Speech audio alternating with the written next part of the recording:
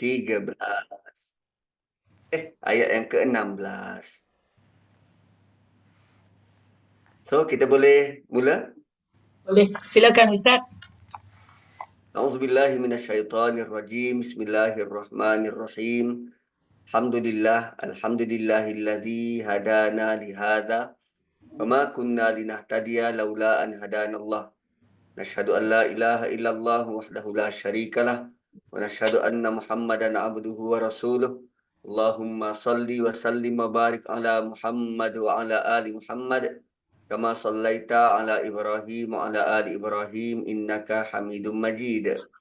Rabbi shrah li sadri wa yassir li amri wahlul 'uqdatam min lisani yafqahu qawli. Subhanaka la ilma lana illa ma 'allamtana innaka antal alimul hakim. Assalamualaikum warahmatullahi wabarakatuh. Kita masih lagi dalam siri melihat Quran dari sudut tadabburnya, dan kita dah sampai ayat yang ke-16 dalam surah An-Naba. Perbincangan minggu lepas adalah tentang bagaimana manusia itu perlu bekerjasama, berasimilasi antara satu dengan lain untuk menghasilkan kehidupan yang bagai syurga sebelum masuk syurga. Namun biasalah manusia kan pelbagai cara dan latar, belajarnya lain-lain, pendapatnya masing-masing, cara dia melihat alam pun berbeza-beza. Ada yang melihat alam ini dengan kacamata material, ada yang melihat alam ini dengan kacamata tradisional, ada melihat alam ini dengan kacamata progresif. Jadi dengan kepelbagaian itulah, maka ada manusia yang boleh ikut arahan, ada manusia yang tak boleh ikut arahan. Lalu bagi mereka-mereka yang gagal untuk bekerjasama dengan manusia yang lain, maka Allah janjikan ada satu hari digelar sebagai hari pemutus. Hari pemutus. Dan hari itu telah pun ditentukan. Bukan baru nak reka, sudah pun ditentukan. Apa maksud hari pemutus ni? Dia macam ni. Kenal Hitler ataupun Stalin? Siapa mereka ni? Mereka ni orang yang berkuasa di zaman mereka. Kalau Hitler, dia bunuh manusia sewenang-wenangnya tanpa menyebut siapa yang dibunuh tu, ramainya berjuta orang. Apapun pandangan dia, apapun alasan untuk dia bunuh itu, manusia terbahagi kepada 3 golongan. Apa yang Hitler buat tu, manusia terbahagi kepada 3 golongan. Golongan pertama, yang menyokong tindak tanduk Hitler. Sebab bagi dia alasan Hitler tu valid.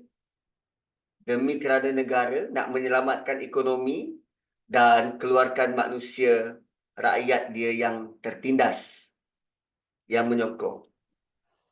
Golongan kedua yang tidak menyokong, terutamanya mangsa. Alasannya pun pelbagai. Kita tak boleh buat macam ni, begini dan begini. Golongan ketiga yang tak ambil tahu dan tak peduli. Tanya, siapa Hitler? Entah, yang macam tu kot. Tapi tak tahu tentang sejarah. Yang ignorance. Yang tak ambil tahu tentang apa pun yang berlaku. So, manusia terbagi pada 3 golongan ni. Maka, kerana dia terbagi kepada 3 golongan, kita sebagai manusia yang lain, pihak keempat ke pihak ketiga, melihat siapa yang betul dalam buat keputusan tu. Adakah Hitler tu betul? Adakah mangsa kepada Hitler tu betul? Atau orang yang tak ambil tahu ni betul? Kan susah nak tentukan. Maka akan ada satu hari yang memutuskan segalanya. Yang menentukan apa yang A buat ni betul atau apa yang A buat ni salah. Contoh lain. Negara kita ada undang-undang. Tapi ada antara undang-undang yang kita buat, kadang-kala tidak memihak kepada mangsa. Contohnya, kalau ada orang masuk rumah saya dan saya bunuh orang tu, saya berkebarangkalian dikenakan charge dan tindakan. Walaupun sekarang tak ada dah hukuman mati mandatory, tapi saya sebagai tuan rumah tetap dikenakan charge dan tindakan berdasarkan dapatan-dapatan. Atau contoh lain, kalau lelaki dia pergi rosakkan maruah seorang wanita, bolehkah wanita tu beri hukuman kepada lelaki dengan kesan yang sama lelaki tu buat pada dia? Apa hukuman yang manusia boleh buat, boleh datangkan kepada lelaki perogol misal kata? Hari tu kes dekat India. Dia melawat, dia pelancong, dirogol beramai-ramai. So, apa bentuk hukuman yang wajar dikenakan lelaki perogol sehingga bila kita beri dia hukuman tu, kita rasa puas? Tak ada. Apa hukuman yang sesuai kita beri kepada anak derhaka? Kan, ibu-ibu yang ada anak yang tak nak ikut cakap, yang derhaka, yang buang ibu dia, campak ibu dia merata, apa hukuman yang wajar yang diberikan kepada anak derhaka? So, kalau tanya ibu dia takkan mau menghukum sebab, aku sayang anak aku. So, siapa yang layak beri hukuman kepada anak derhaka? Dalam Quran tak sebut tentang hukuman anak derhaka. Suatu dalam masyarakat Melayu, kita terkenal dengan apa nama? Cerita Si Tanggang. Sedangkan kisah Si Tanggang tu adalah rekaan. Kan? Dalam Quran tak ada sebut tentang hukuman anak derhaka. Tak ada. Allah cuma kata, wala taqul lahuma uffin. Jangan cakap pada mereka berdua. That's it. Dan nilai derhaka tu pun kita masih lagi confused.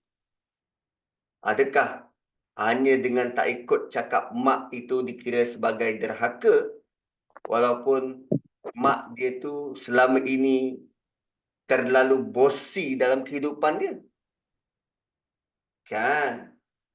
So, perlunya ada satu hari yang benar-benar memutuskan siapa yang betul, siapa yang salah.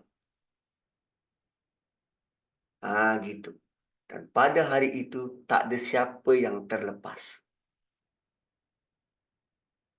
Manusia, dia berani langgar undang-undang sebab dia rasa dia tidak dikenakan apa-apa. Pukul 3 pagi, berani langgar lampu merah sebab dia tak nampak penguat kuasa dan dia tak rasa tak dikenakan apa-apa. Tapi by the time dia lalu dekat traffic light, lampu merah dan dia nampak kereta peronda dekat situ. Kenapa dia tak teruskan berjalan? Sebab dia takut dikenakan apa-apa. Bukan takut lampu merah tu. Bukan takut pada undang-undang. Dia takut dikenakan apa-apa. Satu antara nama hari akhirat ini disebut sebagai Yaumiddin. Yaumiddin. Maliki Yaumiddin tu. Seawal surah Fatihah. So, apa maksud Yaumiddin? Hari bayar hutang. Hari bayar hutang. Din ataupun dainun tu hutang. So, inna yaumal fasli kana miqata. Ada satu hari pemutus. Dan dia telah pun ditentukan, telah pun ditetapkan. Bila hari itu bermula? Yauma yunfakhu fis-sur fatatuna afwaja. Hari ditiupkan sangkakala, yunfakhu tiup, fis-sur trompet, ditiupkan trompet sangkakala, fatatuna afwaja. So, bila ditiupkan sangkakala, kita akan datang ke mahsyar berkumpulan-kumpulan. Afwaja by group. Kita datang tu by group. Kita hadir ke mahsyar berkumpulan-kumpulan. Afwaja juga perkataan yang kita pernah jumpa dalam surah Mulk. Idza ulqiya fiha faujun sa'alahum khazanatuha. Bila dicampak ke dalam neraka, faujun, menggunung tinggi manusia sekali dicampak tu. So kita pula, orang tak masuk neraka sorang-sorang. Dia masuk beramai-ramai.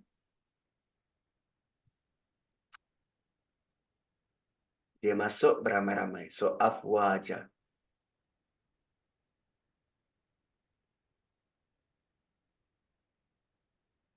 Nah, begitu. So, apa lagi berlaku pada waktu itu? Oh, sebelum tu, tuan-puan. Sebelum ni, bila Allah cerita tentang mahsyar, kiamat, tentang akhirat, Allah akan mula dengan tiupan sangkakala pertama. Ataupun matahari di gunung selepas daripada ni. Idza syamsu kuwirat, wa idzan nujumun kadarat, bila bulan-bulan berguguran. Tapi kali ini Allah terus tumpu kepada hari kebangkitan itself. Kerana surah ini adalah tentang hari kebangkitan tu. Bila ditiupkan sangkakala, kita datangi secara berkumpulan. So Allah terus highlight tentang kebangkitan itself. Dan hari kebangkitan tu, apa yang kita nampak lagi? Wa futihatis sama, setelah semua berkumpul di mahsyar, kita akan nampak langit tu, langit yang tadi Allah berbangga. Allah sebut apa? Kami jadikan di atasmu 7 binaan yang kukuh. So 7 binaan yang kukuh, langit yang kita nampak tu, fakanat abwaba. Dia terbelah dan terbuka, membentuk pintu-pintu. Langit itu pecah, terbuka dan terbelah, seolah-olah ada pintu. Kita, tuan-puan, kita ada barangan-barangan yang kita sayang dan kita suka kumpul. Kan? Dulu hobi kita kumpul stamp. So stamp tu adalah pelbagai nilai. Ada yang stamp murah, ada yang stamp mahal. Ada yang hobinya kumpul bunga orkid. Ada hobinya kumpul pokok bunga kertas. Ada yang hobinya kumpul hiasan-hiasan pinggan mangkuk korel. Kan, macam-macam. Dan bila kita suka kumpul, maka kita rasa sayang dengan apa yang kita kumpul tu. Kan, kumpul pasu. Setiap satu tu kita tag, oh ini daripada Sarawak, ini daripada Sabah, ini dari Jepun, ini pasu dari Turki. Dan seboleh mungkin kita jaga dengan baik. Sekarang ni tuan-puan, As-Sama adalah salah satu ciptaan yang Allah sangat berbangga dengan ciptaan tu. Berkali-kali Allah sebut tentang As-Sama ni, Allah guna perkataan begini, kami yang angkat. Rafa'aha wa wada'al mizan. Kami yang angkat langit tu dan kami letak dia dalam keadaan seimbang. Banyak kali Allah sebut tentang as-sama dan Allah nyatakan kami yang buat. Seolah-olah Allah sangat berbangga dengan langit ni. Tapi pada hari itu, Allah izinkan sesuatu yang dia sangat bangga retak, pecah dan terbelah. Analoginya, ada orang yang suka kumpul pasu, tapi kerana dia terlalu marah pada hari itu, dia sendiri pecahkan pasu tu satu-satu.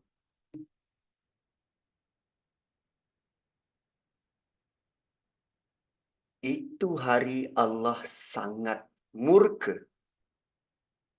Sehingga langit yang teguh selama ini retak, pecah dan berderai.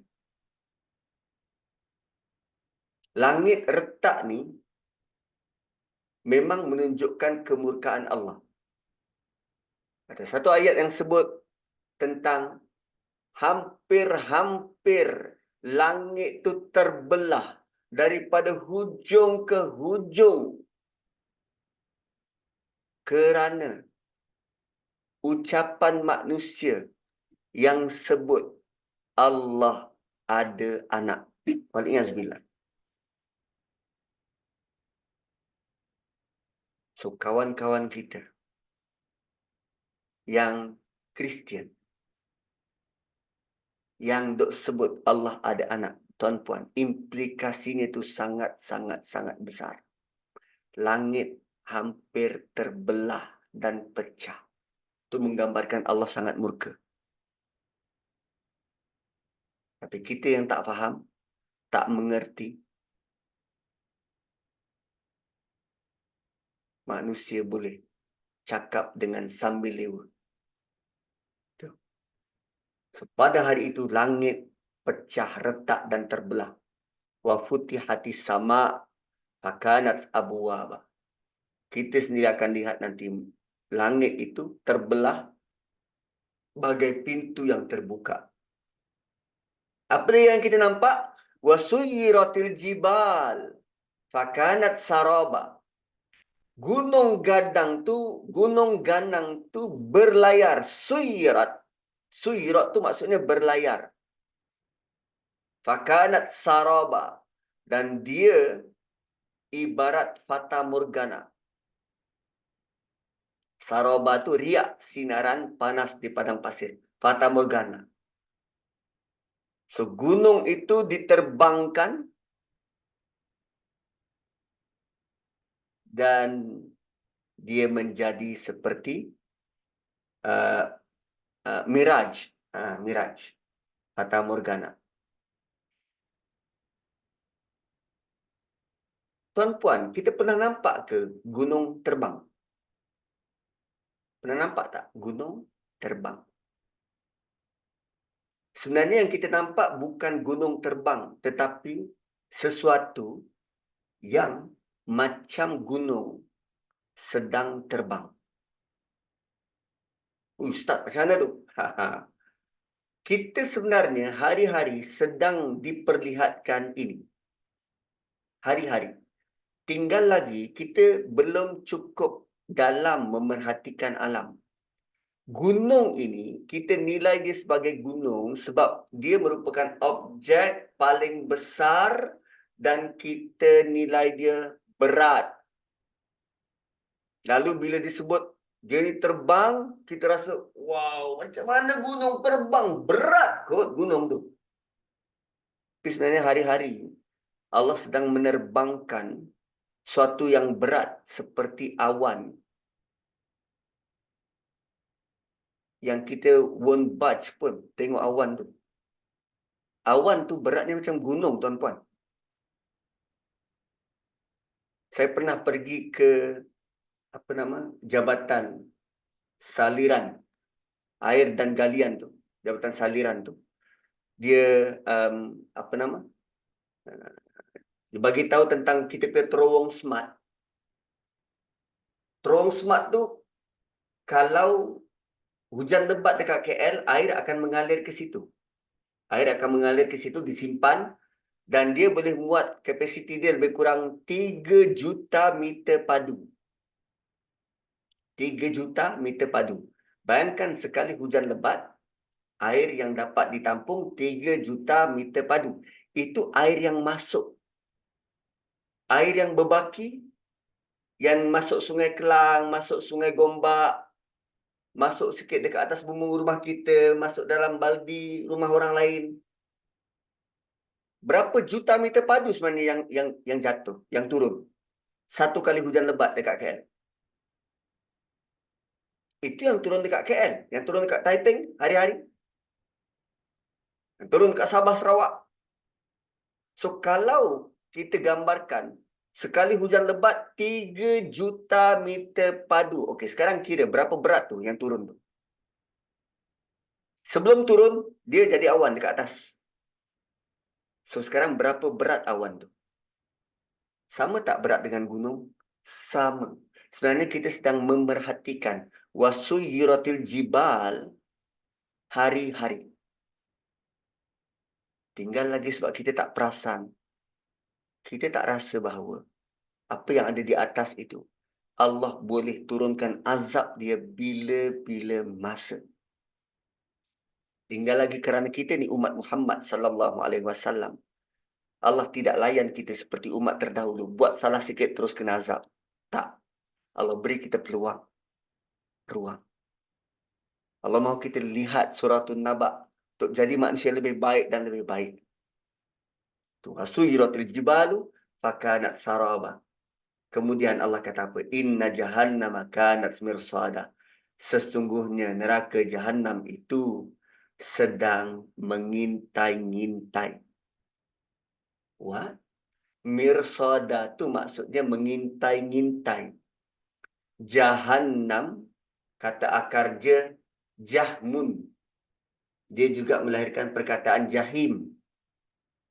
Jahannam ni, dia punya maksud asal dia ialah binatang pemangsa yang sedang memerhatikan mangsa.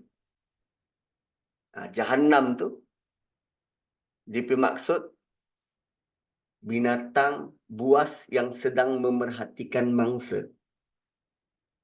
So, mirsada dalam bentuk sedang mengendap-ngendap. Sedang mengendap-ngendap. So, gambarannya begini, tuan-puan. Kita bangkit daripada kubur, berjalan kaki ke Arafah, ke Padang Mahsyar.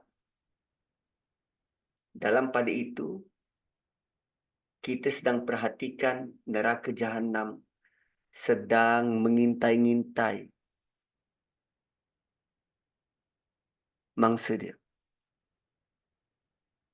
Dahlah kita nampak langit pecah, gunung ganang berterbangan, dan kita nampak neraka Jahannam sedang mengintai-ngintai mangsa dia.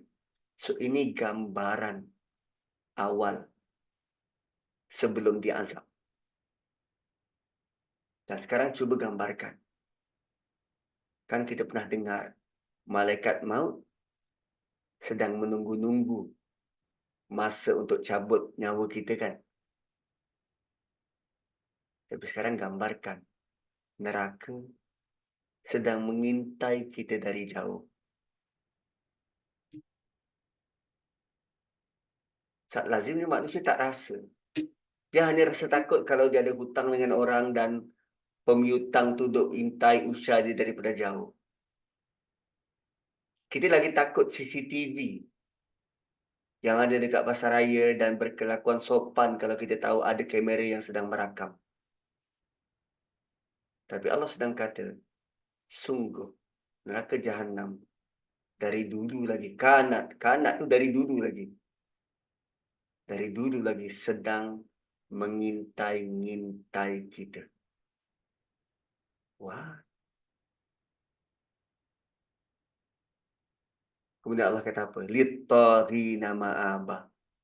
Untuk orang-orang yang melampau. Dan itulah sebaik-baik tempat dia kembali.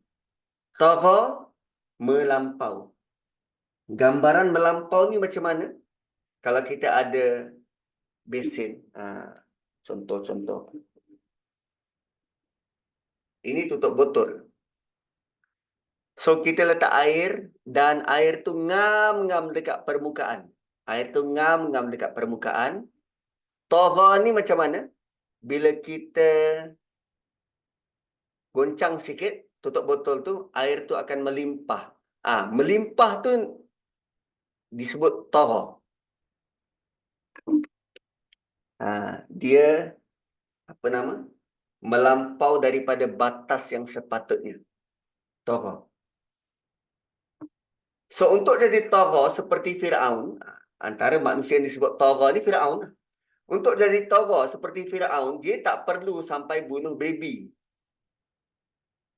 Dia tak perlu sampai bunuh baby. Kita ukur tanah, ambil sikit tanah jiran satu kaki, itu pun dah kira tagha.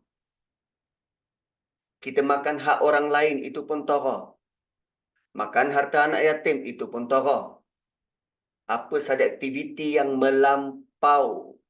Allah sudah letak batas hukum begini dan begini, kita tak buat, malah kita langgar batas tu. Itu tagha. So, tadi dia berarak berkumpulan, neraka sedang mengintai-ngintai, khusus untuk orang-orang yang tagha. Mahu lari daripada intaian neraka, jangan melampau. Dan bila dia dimasukkan ke dalam neraka, ke dalam Jahannam, berapa lama dia berada di situ? Labithina fiha ahqaba. Mereka tinggal di dalamnya berkurun lama. So, saya nak tutup. Kan sampai pukul 12 kan?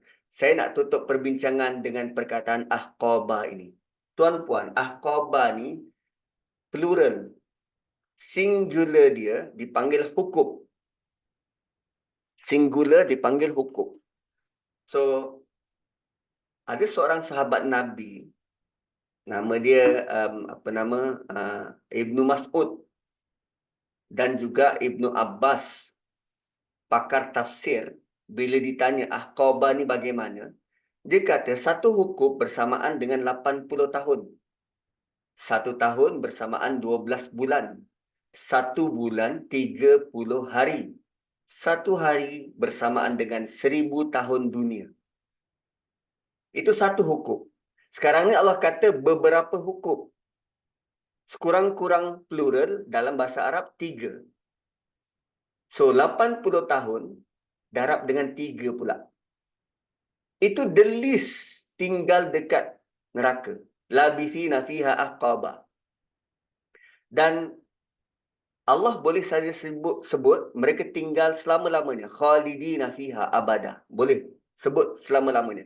Tapi kenapa Allah guna perkataan yang boleh diukur dan dikira? Ahqabah ni boleh diukur. So, analogi ni macam ni tuan-puan. Kita denda anak kita tengok dinding 5 minit. Kerana mungkin dia buat salah. Atau apa saja yang dia buat. Dan kita rasa kita nak denda dia 5 minit. Tapi kadang kita rasa 5 minit tu tak cukup. So, kita merancang untuk hukum dia 20 minit sebenarnya. Cuma kita sebut dulu. Okay? Tengok dinding 5 minit. Dia pun tengok dinding, sama-sama main. Lukis-lukis kat dinding tu. Tengok jam. Oh, dah nak 4 minit. Minit keempat. Lalu dia pun rasa, okey, tak lama lagi ni. Dan kemudian dia kata, dah habis 5 minit. Tambah lagi 5 minit. So, 5 minit kedua. Dah habis 5 minit. Tambah lagi 5 minit. So, gambarannya, ahli neraka ni akan kira bila dia akan keluar. By the time nak sampai tempoh, tambah lagi 80 tahun. nak keluar sampai tempoh tambah lagi 80 tahun. Dia as if selama-lamanya, cuma bertempoh. Dan itu lebih memeritkan. Kenapa? Sebab ada manusia yang bertangguh. Mahu menjadi lebih baik dan lebih baik ni, dia bertangguh. Tak apalah, besoklah. Selalunya yang kita bertangguhnya apa? Diet. Esoklah diet. Esok kita mulalah, esok. So orang-orang yang macam ni, dia suka bertangguh untuk buat kebaikan, suka bertangguh untuk bertaubat, maka Allah akan beri dia balasan dalam tempoh bertangguh juga. Okay, 80 tahun. Next 80 tahun. Lagi 80 tahun. Lagi 80 tahun. Dan itu cukup menyiksa batin. Dan nanti kita akan jumpa ayat. Allah sebut apa? Ini balasan yang setimpal dengan apa yang mereka buat. So, tuan-tuan dan puan-puan, 12.03 minit. Saya minta maaf tadi lewat 3 minit. Dan ini saya ganti 3 minit. Dan moga-moga sedikit tentang surah An-Naba ini menjadikan kita, aku kena buat sesuatu terhadap hidup aku ini. Aku tak boleh seperti dahulu. Tetapi kena ada satu anjakan lagi supaya aku benar-benar secure my place selepas kebangkitan. So, barakallahu li wa lakum. Terima kasih dan selamat berpuasa. Saya serahkan kepada Puan Noriah jika kalau ada nak tanya apa-apa. Silakan. Ada yang nak tanya? Nak bertanya Ustaz? Tapi saya ada nampak di apa tu tadi di chat Haji Syekh sebut average berat awan 500,000 kg. Betul ya Ustaz? Saya tak pernah kira, tapi begitulah gambarannya. Sebab Oh. dia kan tempat tampung air. Kita tampung air atas rumah kita tu berapa kilo tu? Tangki air kita. So, bayangkan, tangki air yang di atas berbentuk awan tu berapa kilo sebenarnya. Dia memang ratusan ribu kilogram. Dan Allah dengan mudahnya menerbangkan awan tu ke sana kemari.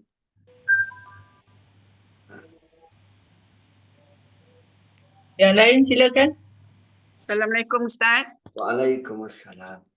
Okey Ustaz, saya nak tanya, tadi Ustaz cakap salah satu keadaan ialah bila langit berpecah because Allah murka. Allah murka sebab example Kristian mengaku mereka bahawa Allah ada anak. Tapi kalau macam Muslim Ustaz, adakah kita juga terdedah kepada hukuman sedemikian sebab Allah murka pada Kristian tapi kita pun terbabit sama. Is it like that? Kita boleh terdedah dengan kemurkaan yang sama jika kita bersetuju dengan apa yang disebut. Maksud bersetuju bukan kata, betul. Maksud bersetuju ialah hati kita tidak terdetik apa-apa tentang kesalahfahaman mereka. Katalah dia kata Allah ada anak. Hati kita berkata apa? Kalau kita tak setuju bukan bermaksud kita argue dia. Tak setuju dalam hati. Ya Allah, aku tak setuju dengan apa dia cakap. Subhanallah, ini kesalahan besar. Cukup dengan hati. Sekarang ni, kita dalam keadaan diuji. Orang bercakap tentang satu kepincangan. Allah ada anak, misal kata. Hati kita berkata apa? So, kalau hati kita tak berkata apa-apa, kita dalam golongan ketiga tadi. Yang tak mau ambil tahu. Lantak dia lah, ini pendapat dia lah. Allah mahu kita bertanggungjawab terhadap apa yang kita dengar. Apa yang kita lihat. So, kita ada pilihan-pilihan itu. Dan antara pilihannya ialah kita sudah boleh ambil tahu dan tahu macam mana nak bertindak. Macam mana nak bertindak. Tahu macam mana nak bertindak. Semoga selepas daripada ini, kita banyak kawan-kawan yang macam tu. Bila dia sebut sesuatu yang blasphemy semacam itu, Hati kita sepatutnya riak. Aku tak setuju dan Allah Tuhan yang satu. Tak ada anak dan tidak diperanakkan. Memadai dengan itu, moga Allah selamatkan kita daripada kemurkaannya. Wallahu a'lam. Ustaz, Dan saya nak add sikit, kejap daripada soalan ni tadi. Jika kita dah pernah dengar tapi kita diam, Allah akan hukum kita ke sebagai berdosa ke macam mana Ustaz? Ataupun kita kena bertaubat balik Saya tak sebab kita macam sama-sama mensyirikkan Tuhan kan? Mm, mm. Mana Saya tu? tak berani nak sebut hukum, tapi kita sepatutnya bertaubatlah. Kita sepatutnya bertaubat dan berazam untuk tidak mengulangi kesalahan tu. Sebab mungkin sebelum ni kita tak tahu. Tak Kita tahu. tak tahu dia macam mana. So, benda yang tak tahu, Allah kata rufi al-qalam. Maksudnya tidak dikira sebagai kesalahan, tidak ditulis. Tapi begitulah sepatutnya. Kesalahan-kesalahan yang lalu, walaupun mungkin tak dikira sebagai kesalahan, kita mengambil tanggungjawab untuk bertaubat dan mohon ampun pada Allah. Okey, silakan yang nak bertanya tadi. Ustaz, Ya. okay, ini mungkin soalan yang off topic sikit, yang care of topic sikit. Tapi dalam Quran banyak ayat yang macam dia, saya pun tak boleh pasti yang mana, yang ada ayat yang pasal Trinity tu kan. Lepas tu ada kalimah subhanah kan, subhanallah. Okay. Jadi selalu bila kita baca tu, kita terus sebut subhanallah kan. Kita tak berhenti sebelum tu. Kita baca bla bla bla bla ni Trinity apa semua, subhanallah. Lepas tu kita patah balik subhanallah bla bla bla bla bla. Betul Ustaz? Ya, adab membaca Al-Quran sepatutnya macam itulah. Bila berjumpa dengan ayat blasphemy, kita akan ungkapkan subhanallah. Contohnya saya bawa contoh daripada surah Kahfi. Surah Yasin pun ada, surah Kahfi pun ada, surah Isra pun ada. Cuma dalam surah surah Kahfi tu, tempat Allah sebut subhanallah tu macam pelik. Sebab dia tak ada kaitan dengan ayat-ayat berkaitan dengan blasphemy. Surah Kahfi, subhan.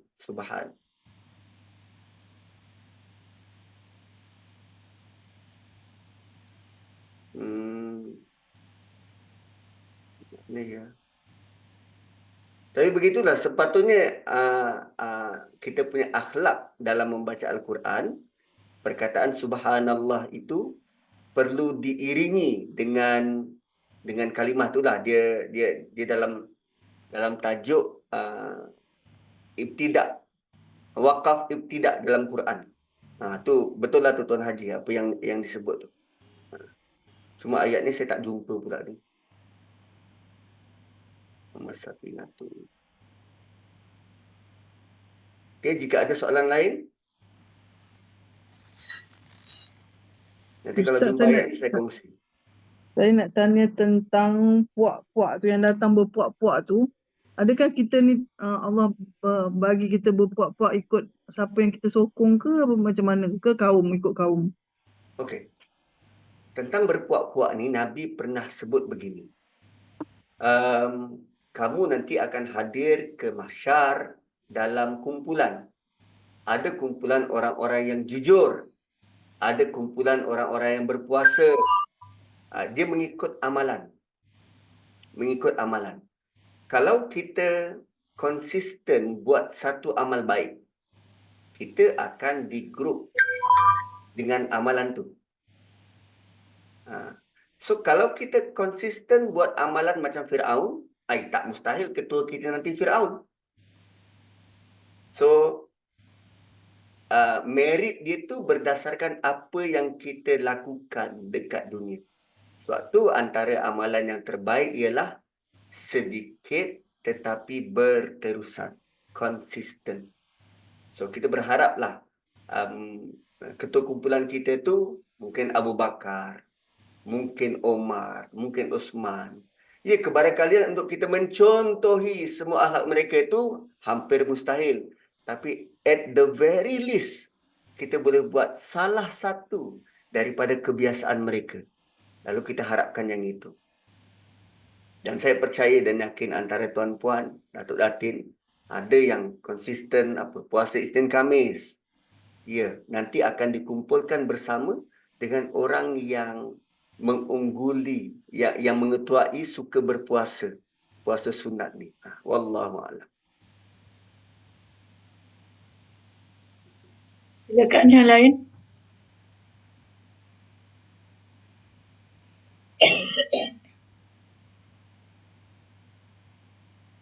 Tak ada siapa yang bantu cari. Subhanallah. Tak apa, tak apa. Tak apa. Ada lagi tak sahabat kita? Surah Saya nak tanya Maidah tak? Surah Maidah selalu pasal ini kan. Surah Al-Ma'idah. Asyah nak tanya tadi. Asyah boleh tanya dulu. Ustaz nak tanya tentang peristiwa di yang langit terbelah semua tu akan disaksikan oleh orang-orang yang kita semua ke ataupun orang-orang yang tadi yang apa yang Ustaz cakap tadi? Okey. Semua akan menyaksikan kerana setiap daripada kita akan rasai kemurkaan Allah. Analoginya, macam ayah kita marah adik bungsu. Tapi yang rasa peritnya kan semua. Tak pun mak kita sedang membebel pada bapa mungkin. Tapi yang rasa anak-anak. Kita akan rasa kemarahan orang lain. Dan sekarang bayangkan, bersama dengan kita, bersama dengan kumpulan kita, kumpulan ramai orang ni, majoritinya ialah orang yang mensyirikkan Tuhan. So, kemurkaannya tu lebih dirasai. Sebab tu perlunya kita bentuk naungan, perlindungan di mahsyar nanti. Hari di mana tiada naungan dan perlindungan selain daripada apa yang Allah tawarkan. Itu yang ada 7 golongan tu. 7 golongan. Salah satunya pemimpin yang adil, kan, ataupun yang hatinya rindu ke masjid. Dia ada 7 golongan yang bercinta kerana Allah, semacam itu. Kita sangat perlu kepada perlindungan tu, kerana perlindungan tu menjanjikan kita selamat mungkin daripada kemurkaan Allah Subhanahu Wa Taala. Ustaz nak tanya sikit Ustaz. Boleh. Pada hari kebangkitan tu nanti, langit tu akan dibuat balik semula ke macam mana? Dihadirkan balik semula ke sebab nak tunjukkan yang Allah muka tu macam mana langit tu terbelah apa semua masa tu? Waktu kiamat, langit tak terbelah.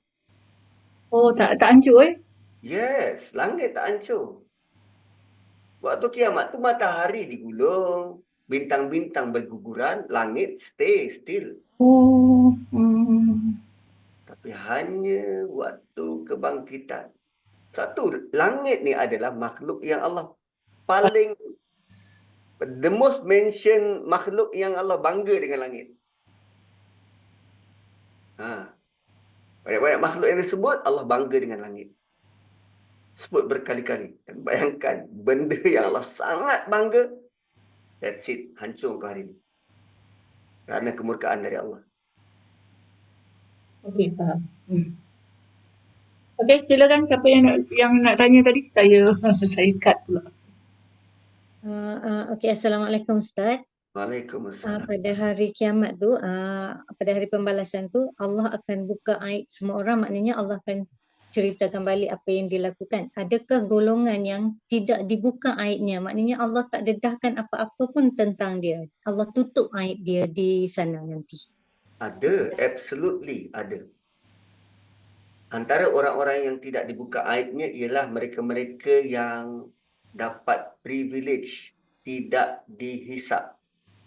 Maksud tidak dihisap, dia tidak ditanya apa-apa. Ada juga orang yang disebut dalam surah Al-Lail, hisabai yasira, hisab yang ringan. Bila Aisyah tanya, ibu kita tanya pada Nabi SAW, hisab yasira tu macam mana? Nabi kata, hisab yasira ialah mereka yang langsung tidak ditanya oleh Allah dan dibiarkan berlalu masuk syurga. Kerana bila Allah mula tanya, orang tu takkan selamat.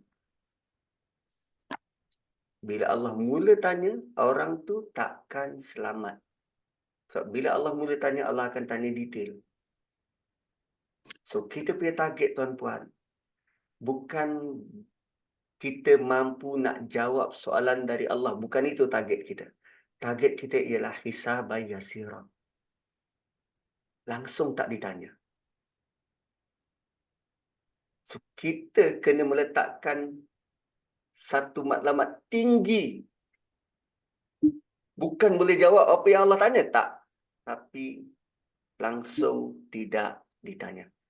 So, Ustaz, saya punya saranan ialah bulan inilah bulan yang paling banyak kita sujud dan mintalah, doalah dalam sujud-sujud kita yang banyak itu, Allahumma hasibna hisaban yasira. Mintalah sungguh-sungguh. Ustaz, Ya, tapi tak ada orang yang tak buat silap kan? betul, tak ada orang yang tak buat silap. Betul. Dan doa kita sewaktu duduk antara dua sujud ialah wa'fu anni, kan? Rabbighfirli warhamni wajburni wa'afini wa'fu anni. Maafkan. Dia ada satu ghafara, Rabbighfirli, itu ghafara. Ya Allah, tutup aib aku, ghafara, ataupun ampunkan kesalahanku. Dan yang kedua, afun. Afun ni apa? Afun ni kita mohon Allah padam kesalahan kita.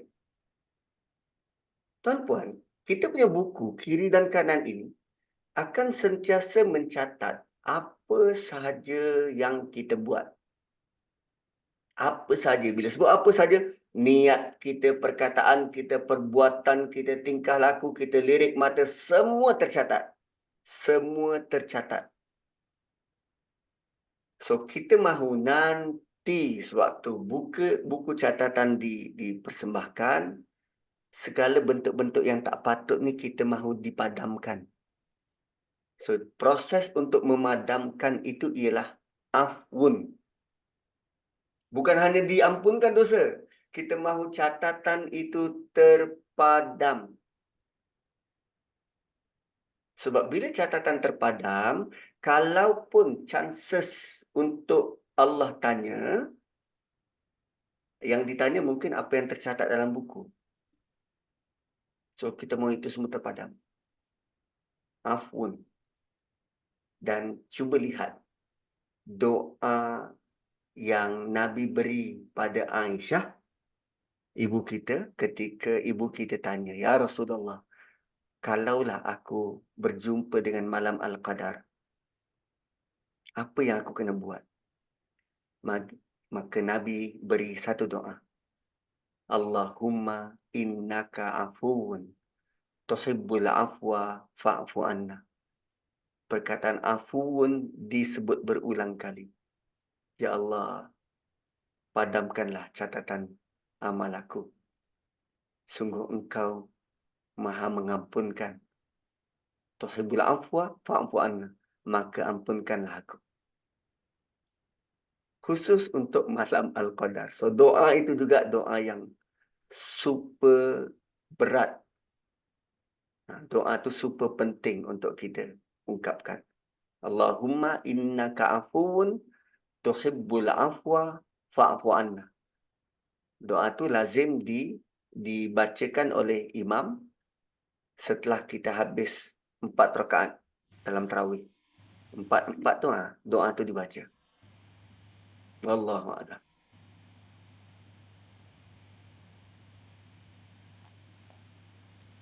Ada lagi ke? Ustaz, Ya. tapi kita ni hidup kan selalu diuji kan? Hari-hari. Ah, Hidup ni jadi ujian. Hidup ni jadi ujian. ada yang ujian yang kita tak lepas pun Ustaz. Kita gagal. Macam mana tahu gagal? Sebab kita tak dapat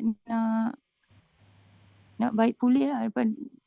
Mungkin kita tak sabar ke apa ke macam tu. Tapi keputusan belum keluar kan? Tapi kita tak happy kan dengan ujian yang kita dah dapat tu. Kita tak boleh nak selesai kalau Okey. tak boleh nak ujian tu. Result belum keluar. Bila result belum keluar, ada masa untuk kita minta amend. Ada masa untuk kita minta padamkan. Ada masa untuk kita minta hapuskan. Ada masa untuk kita minta ampun. Apa pun yang pernah kita buat, teruk ke, besar ke, kecil ke, terus menerus minta keampunan. Walaupun kita tahu, ya Allah, aku fail ujian kali ini. Minta ampun. Ampunkanlah aku, ya Allah. Ampunkanlah aku, ya Allah. Sebab keputusan belum keluar. Keputusan keluar bila kita bangkit nanti. So, Ustaz, jangan boleh risau pun. Jangan risau. Boleh ke kita cakap kita tak mampu nak menghadapinya? Kita boleh cakap tak mampu nak menghadapi. Tapi teruskan doa tu dengan, ya Allah, berilah aku kemampuan dan kekuatan. Sebab yang beri kemampuan ni Allah. Bukan kita. Kita memang tak mampu buat apa-apa, tuan-puan. Saya tak mampu untuk solat subuh awal subuh syafi'i datang Masjid Negara. Jam 4 pagi, mana mampu. Ringan lagi tarik selimut. Tapi yang beri kemampuan Allah. Nak baca Quran banyak-banyak ni, mana mampu, haus kot. Puasa. Tapi yang beri kesanggupan, kemampuan tu Allah. Kan kita pilih. Kita pilih buat macam tu, ya Allah, beri aku kekuatan. La haula wa la quwata illa billah. Tiada kekuatan, melainkan hanya datang dari Allah. Betul, kita tak mampu. Sama macam Nabi Yunus. Nabi Yunus doa dia apa? La ilaha illa anta subhanaka inni kuntu minaz zalimin. Ya Allah, tiada Tuhan melainkan Engkau. Maha suci Engkau. Sungguh kami ni orang yang zalim. Itu kan menunjukkan dia sebenarnya bagi tahu, ya Allah, aku tak mampu. Tapi hanya dari Engkau kemampuan tu datang. Ya Allah, aku zalim. Hanya Engkau yang memaafkan. Begitu. Kan? Wallahualam. Terima kasih Ustaz. Sama-sama. Assalamualaikum Ustaz, boleh saya nak tanya? Boleh. Assalamualaikum. Ya, Waalaikumsalam. Sila. Ustaz, saya saya nak tanya, ada satu doa yang kita baca di bulan Ramadan ni yang untuk memadamkan nama kita daripada neraka. Kerana Allah akan memadamkan berapa ribu nama ya di bulan Ramadan ni kan Ustaz? Saya nak tanya, biasanya doa ni saya bacalah di bulan Ramadan kan. Tapi saya nak tanya, bila kata dipadamkan nama kita daripada neraka, adakah ia bermakna kita diseksa dulu ataupun kita whatever dosa yang kita buat lah, adakah kita akan diseksa dulu ataupun kita tidak diseksa langsung Ustaz? Macam mana Ustaz? Okey. Idea dipadamkan nama dari api neraka, maksudnya dia langsung tak singgah. Kan? Bila ada nama dekat pintu neraka tu, itu dah jadi penghuni kat situ. Macam kita masuk asrama, nama kita dekat bilik ni, kita jadi penghuni situ. Tapi sekarang bayangkan kalau nama kita tak ada dalam bilik tu, kita dekat bilik lain. So idea untuk kita singgah dulu ke, diseksa dulu ke, tu tak timbul. Tapi kan Ustaz, saya add sikit lah. Kan kita minta Allahumma ajirna minan nar, Allahumma ajirna minan nar, dan ada yang tu Allahumma inna as'alukal jannah, Allahumma inna as'alukal jannah tu. Maknanya neraka pun tak nak terima kita sebab kita dah minta kan. Betul kan? Jadi samalah macam yang kita minta dipadamkan daripada senarai tu kan. Jadi kalau kita tak minta doa tu, kita beramalkan yang Allah ma'jinan minan nar ni dengan as'alukal jannah ni, maknanya syurga akan panggil kita. Betul ke Ustaz? Akan Betul? tarik kita. Jadi syurga akan tarik kita kan. Dan jadi kita, tapi kita tak boleh berdoa aja. Amalan kita kena selari, betul tak Ustaz? Betul, betul. Itu yang saya nak tahu tu, sebab nak relatekan balik hari kebangkitan ni dengan ayat yang mula-mula Ustaz buat yang berpasang-pasangan, yang bekerjasama untuk buat tindakan supaya kita bangkit besok, kita dapat bangkit dengan yang baik lah, maknanya tak ada kebukaan, Allah pandang kita dan kita masuk dalam 7 golongan tu. Itulah kalau kita dapat tahu apa yang patut kita amalkan, yang apa lah kita panggil, yang orang panggil sekarang, istilah sekarang mantul lah Ustaz. Itulah apa yang betul-betul, sebab saya ada baca kalau kita nak menyeberang Siratul Mustaqim tu, sama ada kita minta hisaban yasiro ni ataupun kita minta, ada yang mengajarnya minta kita doa pendekkan putus sirat tu dan lebarkan, jadi senang kita nak cross. Kalau saya tak nak minta cross langsung. Macam mana tu Ustaz? Okey. Hal berkaitan dengan titian sirat, dia ada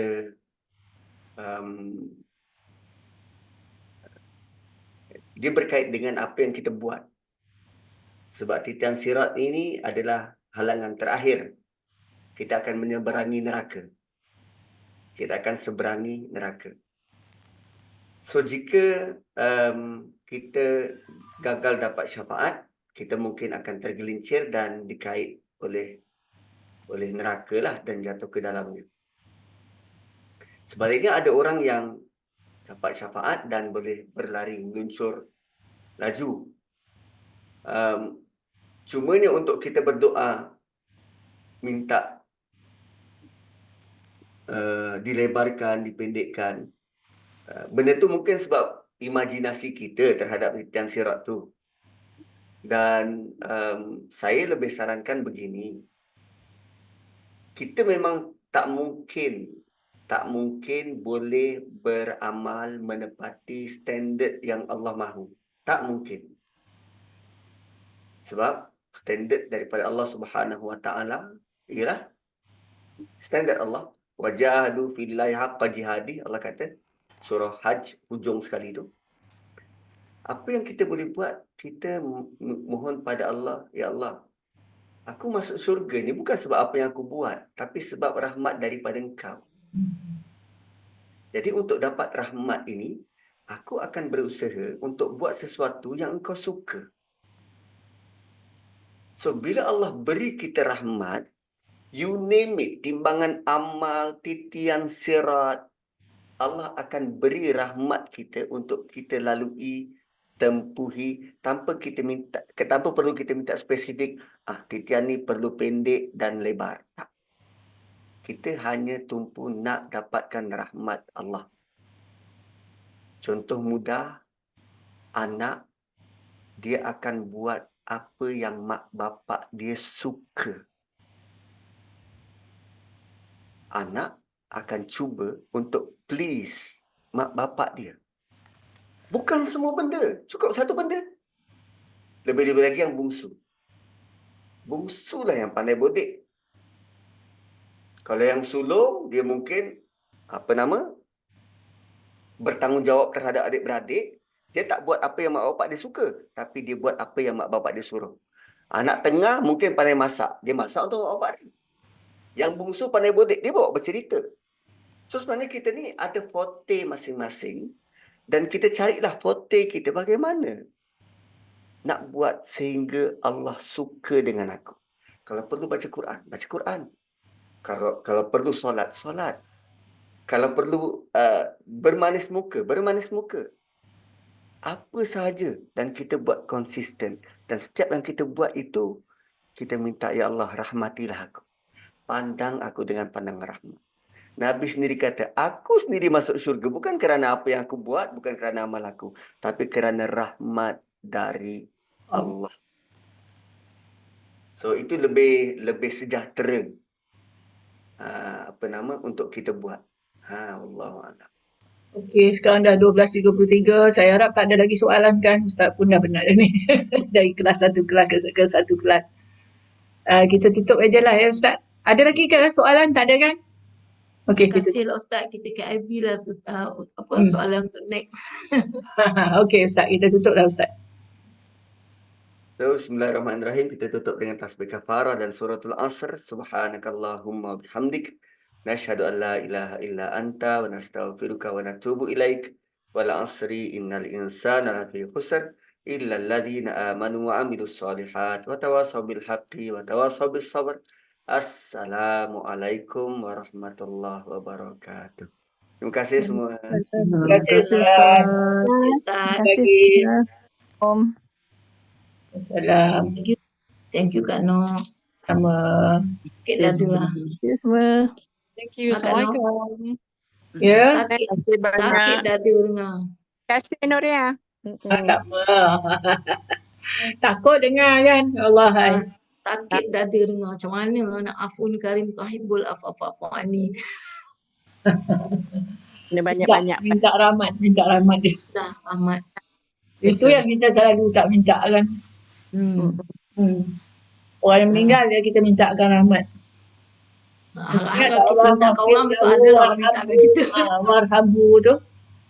Warhamhu warhamhu tu ke rahmatilah dia. Itu je yang kita minta. Diri kita ada tak dalam doa kita? Tak ada kan? Innaka afun tuhibbul afani. Itu selalunya keluar masa bulan Ramadan je. Bulan hari biasa tak ada. Kena buat tak kira Ramadan rasa that one. Tapi kalau imam satu kat masjid saya, itulah doa dia. Tiap-tiap hari dia maghrib ke, dia isyak ke, dia subuh ke, kalau dia punya giliran, dia baca doa demi situ dulu.